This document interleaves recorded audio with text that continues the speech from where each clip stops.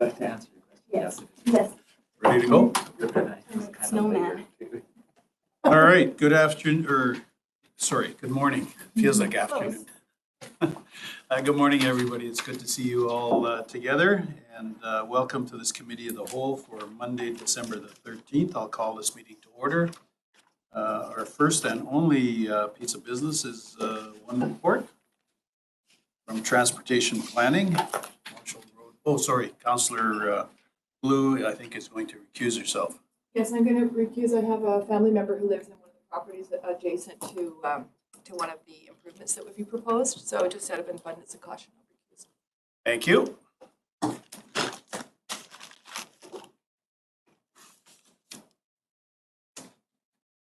Mr. Botha, over to you.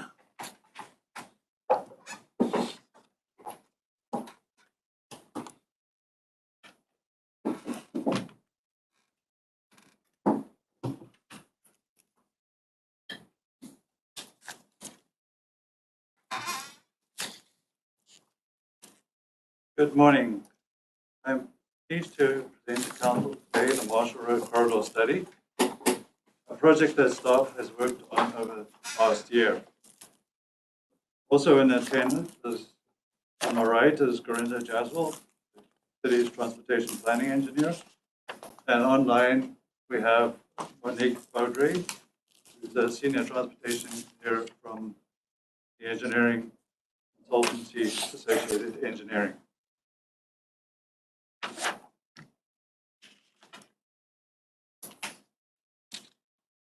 The agenda is as outlined on the slide today.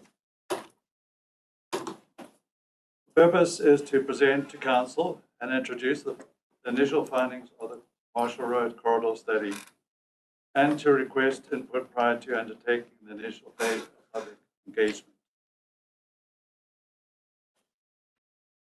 So I will provide some further background and context for this project. Council approved budget for the study earlier this year within the 2021 budget.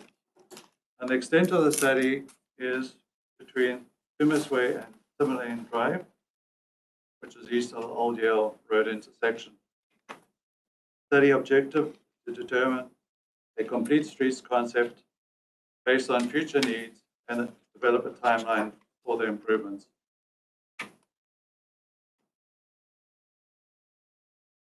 So why do we need to study the Marshall Road Corridor? As I will show within the figures, on this slide in particular, there will be future land use changes and network changes that will affect this corridor.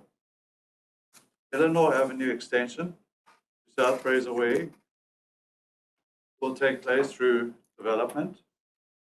And then there will also be upcoming changes in the road network due to the future extension of Timberlane Drive to Mountain Drive, also facilitated through development. So what has the study taken into account? It's looked at future land use projections, land use assessment, capacity analysis, traffic safety, and multimodal sharing. So what did the study include?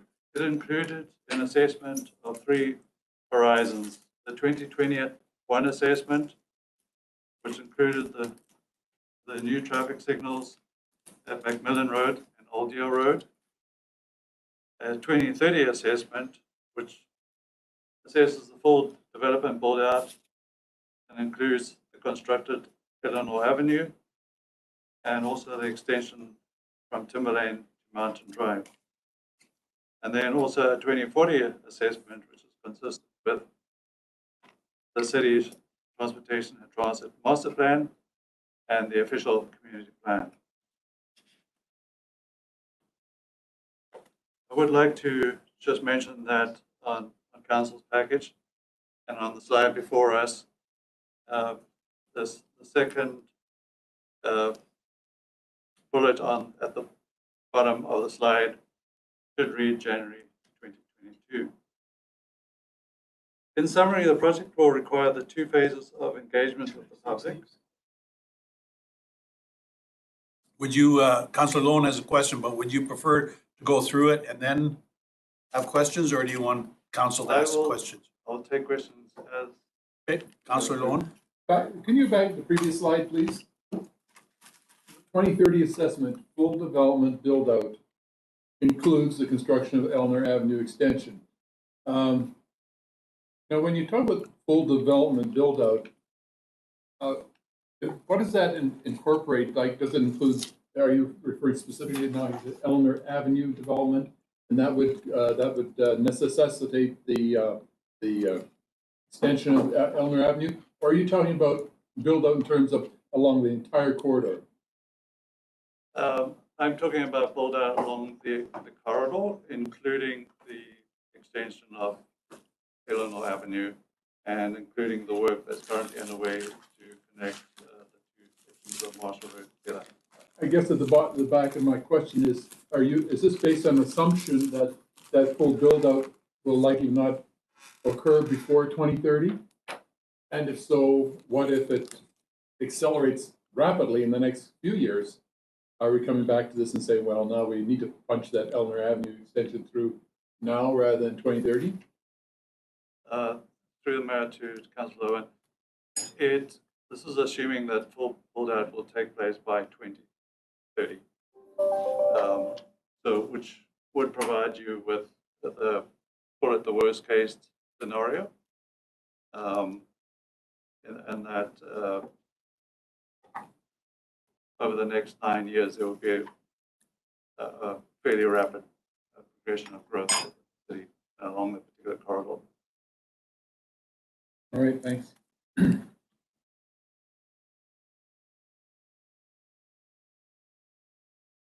So the first of the public outreach will confirm the needs of the corridor users. And the second would be to confirm and refine the corridor concept. Moving forward, 2 additional updates will be provided to council as the study progresses.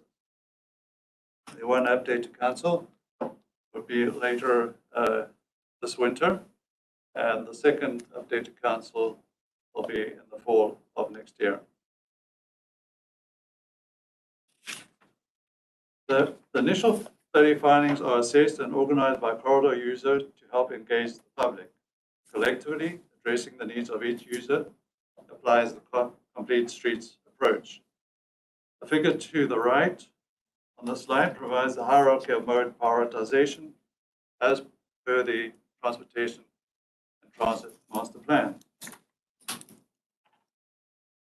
The figure also indicates that a complete streets approach, and just to also mention that this segment of Marshall Road is not a truck route, and the recommendations and findings on the proceedings that are subject to change during the design phase.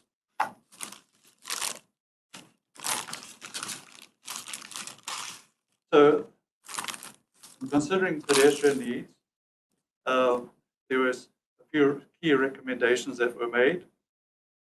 They were to improve the neighborhood crossing connectivity at Eleanor and Griffiths, at Everett Drive and Monroe Avenue, providing the sidewalk on the south side of Marshall Road between McCorkle and Monroe Avenues, and narrowing the existing wide travel lanes between Macmillan Road and LGL to reduce speeding, improve safety for vulnerable road users, and accommodate the future of pedestrian upgrades. Councillor Parkman? So can you explain the last bullet point about narrowing the width between McMillan and Old Yale? If one thing we found out with what we just went through in the last month, we don't have a lot of east-west connectors, and where we're going to make it narrower, because if I'm not mistaken, the same idea was by Del Air Park, and that, for whatever reason, didn't continue on as bike lanes, 2 travel lanes, and a loading lane. So what would that look like on McMillan? or on Marshall between McMillan and Old Deal? Through the mayor to Councillor Bachman. Yes, the events of the last few weeks have highlighted the need for some redundancy within the road network, especially along routes that parallel with Highway 1 and other routes. And with the context of the study having mainly preceded this particular event at hand, staff have a very good understanding that such narrowing would have to be in the form of street or pavement marking, and something that would still allow the movement of other vehicles to transit this particular corridor in times of need. So yes, we did get a very good idea of our internal city road network has to contain traffic from the highways in times of need, and so that will be reflected within the study as well. Follow up, or are you good? Okay, carry on. Yeah, I got some later. Yeah, go ahead. So it was identified that there was no sidewalk on the south side of Marshall Road at Munro, and also there was no crosswalks in the vicinity of Everett. This figure provides a graphical summary of the pedestrian recommendations for the corridor. It's also contained within page 32 of your package. And the proposed pedestrian crossings will be accompanied with appropriate safety measures within the design phase. Moving on to cyclists. So cyclists need bike lanes and they need closed streets. And the study indicated that there was a need for protected bike lanes from Sumas Way to Griffiths and supporting bike routes. For council's clarification is bike routes that are on the street but somehow separated from the travel lanes, either through delineation or by physical means.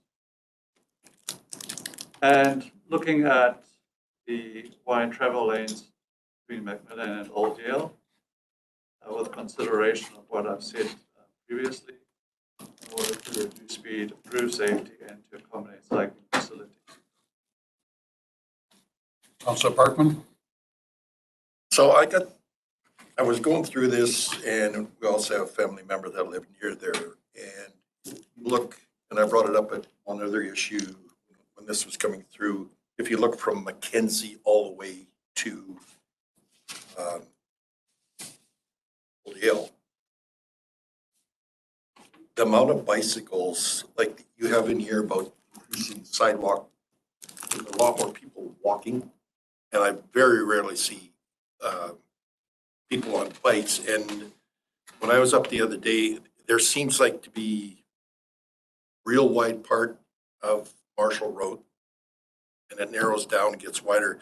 Is there any difference in the road, what can be done with it because of the different varieties in the width? Through Mayor to Councillor Bachman. Yes, there'll be different treatments. I don't foresee that there'll be a consistent treatment along the corridor, because the traffic volumes and the need for conveying vehicles is very different between Sumas Way and Macmillan. And then east of Macmillan, it drops off quite substantially and becomes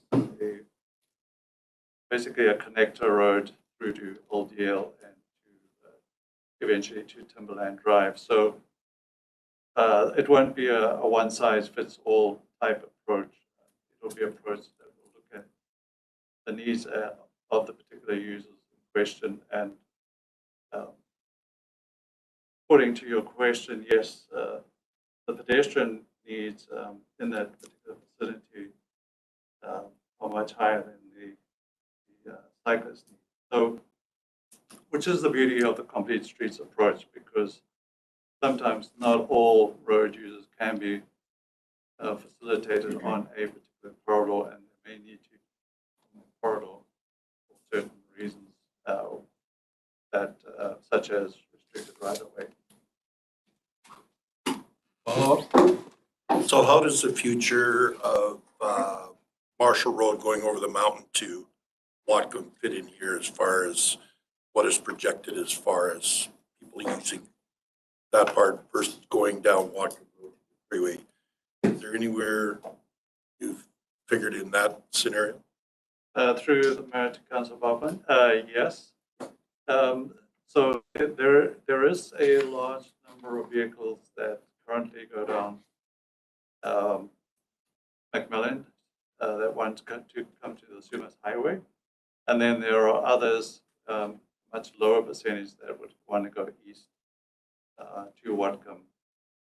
So the modeling took that proportion into account. How much would actually go west? How much would go east? And what are the reasons for people traveling down Macmillan to come to the Sumas Highway? Some of those reasons is because the system lacks at this stage other east-west connections, such as the McKee connector and the McClure overpass. So we looked at all of those factors in this particular study in order to address the needs of all the users along the corridor, both existing residents and residents who are yet to reside in the city with new development coming online. Thank you. Thank you, Rob, and then Councillor Ross. Yeah, through the mayor, I just also wanted to put the cycling network into context in that we presented a plan earlier this year and trying to connect on the east side of Sumas Way to the west side. There's a big gap in there, and I think previously we said we were going to try and connect the east side to the McDougall-Bevan cycle network that can go across the city. And we had previously identified, a multi-use path along Sumas Way. Now this next project will bring that up to Marshall and McMillan and allow it to connect onto Sumas Way, then connect onto South Fraser Way, widen the bridge across the railway tracks there and along there to try and connect it up to McDougall-Bevan, because that's a nice flat path across the city. It's a good network to connect up to the city core, and this project ties in nicely with that connection. Good, thank you. Councillor Ross. Yeah, I just have to respond to the implication that, we may not need bike lanes there because we never see any bikes. We never see any bikes because we don't feel safe. I live off a street just off Guildford. And the only way, and you had said, some cyclists may have to deviate from the corridors. The only way out of Guildford is either Marshall or Old Yale, and both are just as scary as the other. So that's why a lot of us don't want to go down there. So it's not that we don't want to ride our bikes. There's just, it's too scary trying to get out of there with those hills and the way traffic just flies down there. So we are in desperate need of bike lanes there and Old Yale. It'll be a while for that one. Thank you. We do have wider roads than we need for cars, so that's actually, I call them runways sometimes, because you could land an airplane on there. But that gives us the ability to do some things that we otherwise couldn't do. So, anyways, carry on. So further on that note, there were two locations that have some constraints. Marshall Road East of Sumas Way with steep grades and sightlines and high traffic volumes, and Marshall Road East of Macmillan, which is wide travel lanes to accommodate sporting bike facilities and lower traffic in general. The map included provides a graphical summary of the cycling recommendations. and is included in page 33 of your package. Moving on to transit users, so they require frequent bus stops and an efficient and reliable service. For westbound, we were looking at combining the bus stops at Eleanor and Griffiths to improve the spacing. Eastbound to relocating some of the sidewalks, and this would help to realign those crossings with new signals or existing traffic signals. So in the eastbound direction, more detail, I'll show you the locations. We've removed the crosswalk that was at Faluk.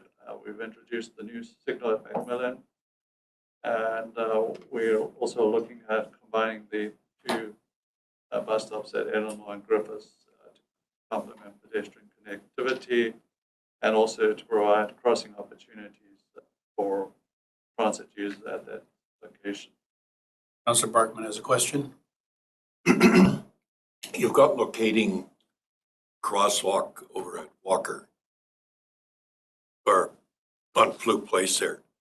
Right now, it's taken out, so when is the replacement going to be put in, or is that, because right now the only place I think you can go to is people would, if they're going to use a crosswalk or a controlled intersection, they'd have to go all the way to McMillan. Right.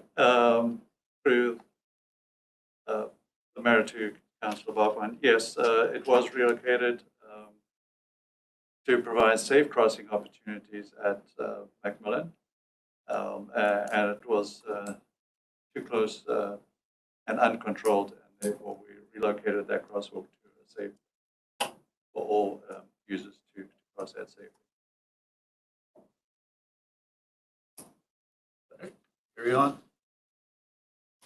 So this particular figure shows the transit recommendations, and it's also included on page 34 of your package. So moving on to motorists, they need capacity and traffic safety. Through the study recommendations and through the modeling, we were looking at how to do this, and future traffic projections showed that we would need to maintain Tumas Way to Macmillan Road as a 4-lane arterial, much the same as it is today. Macmillan to LDL, we would maintain as a 2-lane collector, however, with consideration of the other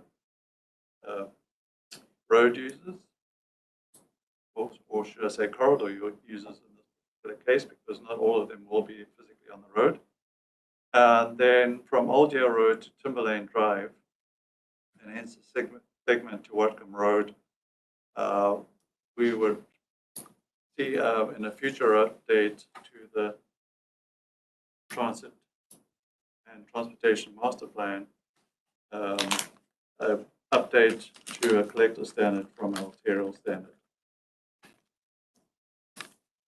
So on that particular note, this table shows a summary per segment of the traffic volumes in the 3 horizon years that we had studied. Just wanted to point out that if one goes down to the row where that says Macmillan Road, there we have 7,600 vehicles per day, which is roughly 10,000 vehicle decrease per day just at that intersection, which reflects that volumes drop significantly as one moves further east along the corridor. And those road classifications are summarized on this particular slide, and they are included as page 35 in your package today. So, in summarizing, complete streets recognize the need to recognize all road users, all corridor users, And the design stage will develop cross-sections that balance all particular modes of transportation. And prioritization of needs will have to occur within the segments where there is limited corridor space, as everything desired may not fit. And we will engage with the community to hear and understand what's important for them and confirm the needs of all the modes. So our next steps with this project will see public engagement facilitated in a two-phased approach through the Let's Talk Abbotsford platform.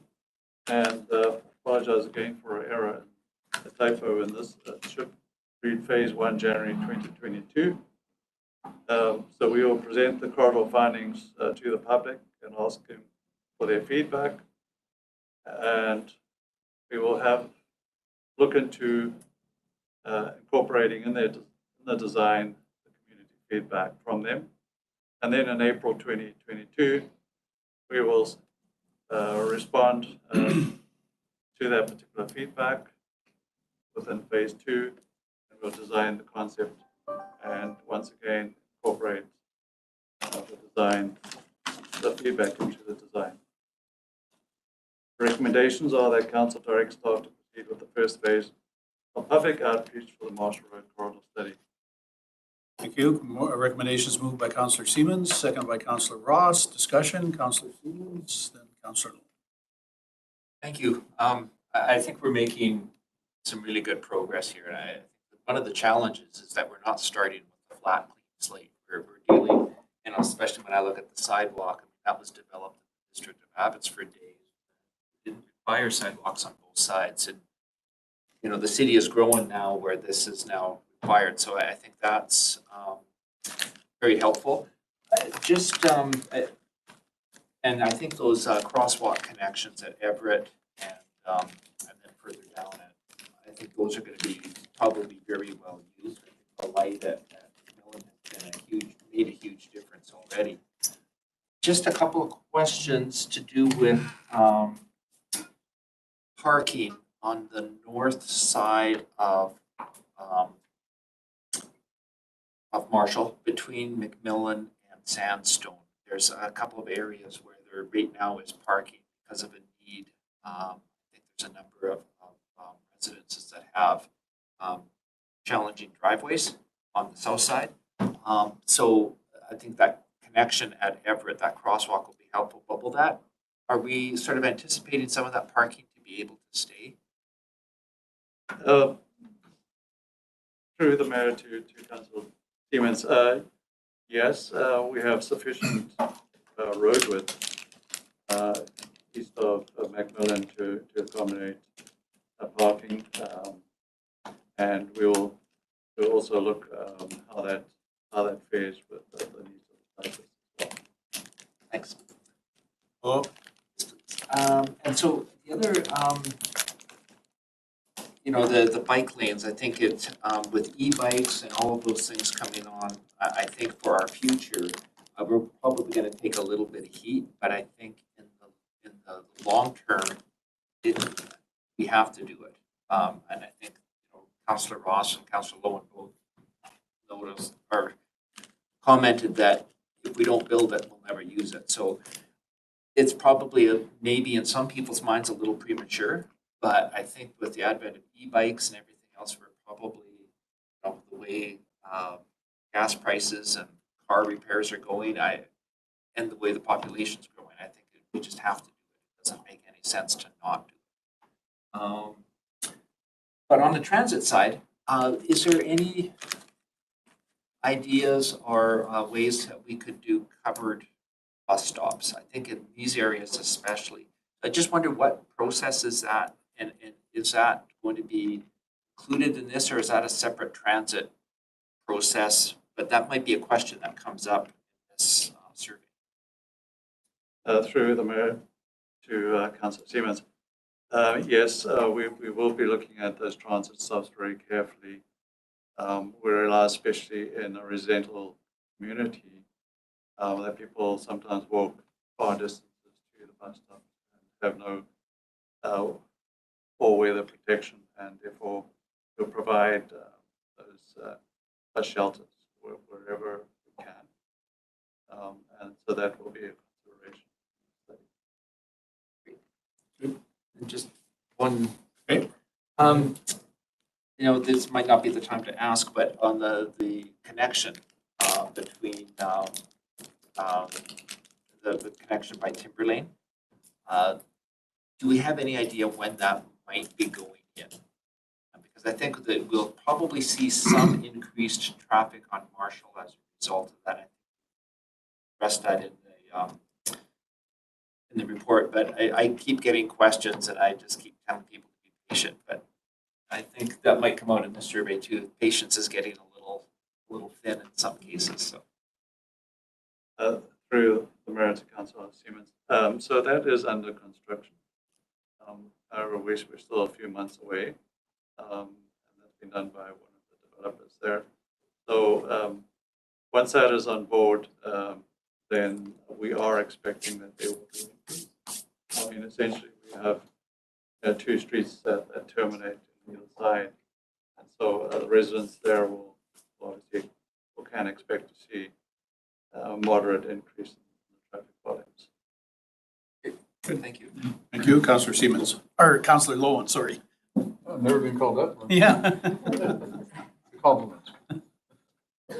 So just to affirm what you've heard here, just want to make sure that nail is being hammered in solidly, and that I want to affirm the strategy of building, first of all, building a network of cycling lanes, and then to connect them with other throughout the city. And that's where this council has indicated we want to go.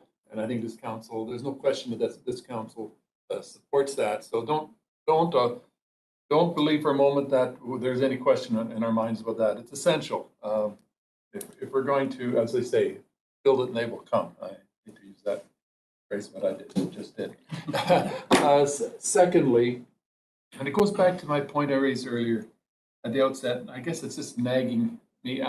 We learned when that Eleanor Avenue last year, I think, the pushback we got from the community about that difficult intersection there, people living on Eleanor and having to turn, onto Marshall, the problems that are involved there. And I'm just hoping that, that connectivity through what's it called, the lane there by the mall? South Fraser Way.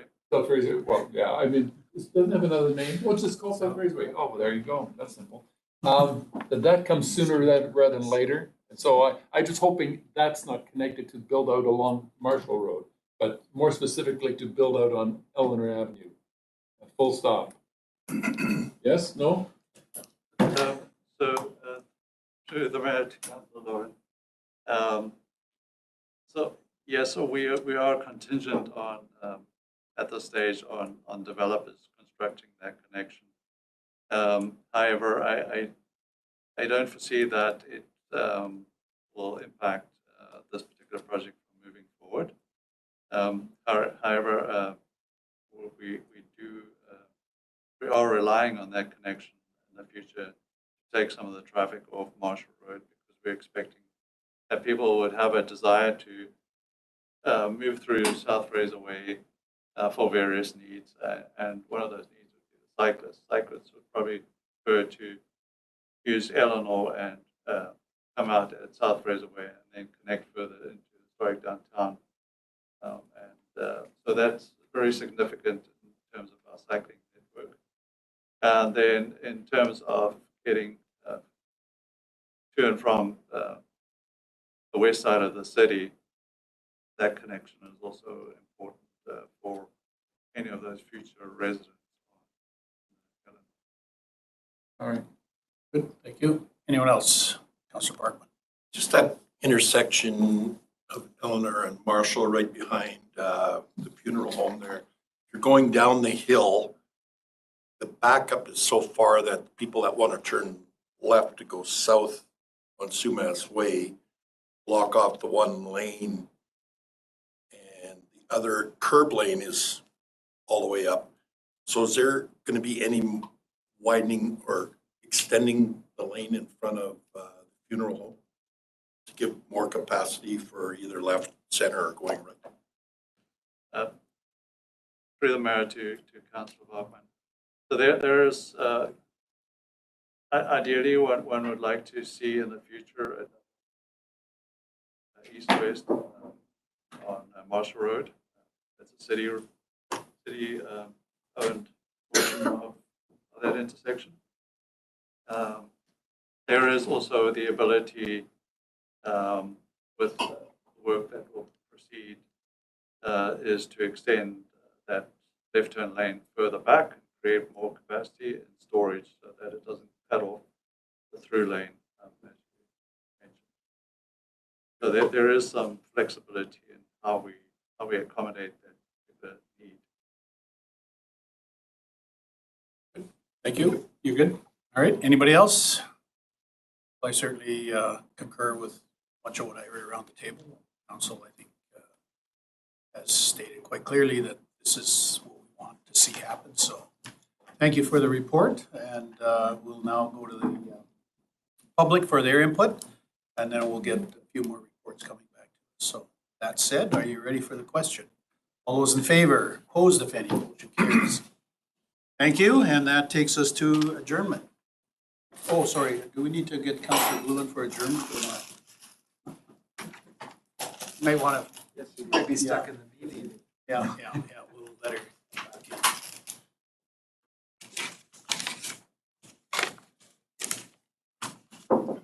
I brought her out there.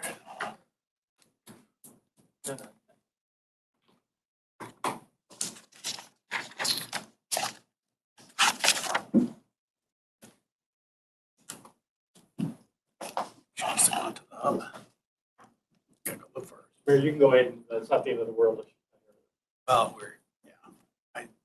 since we got staff out hunting for her, might as well. She could, but you had a battle. Here it comes.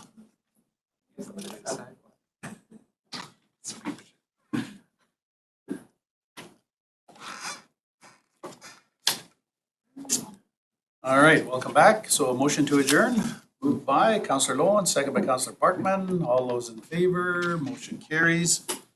We are adjourned. We'll take a quick recess or a break, and then we'll come back and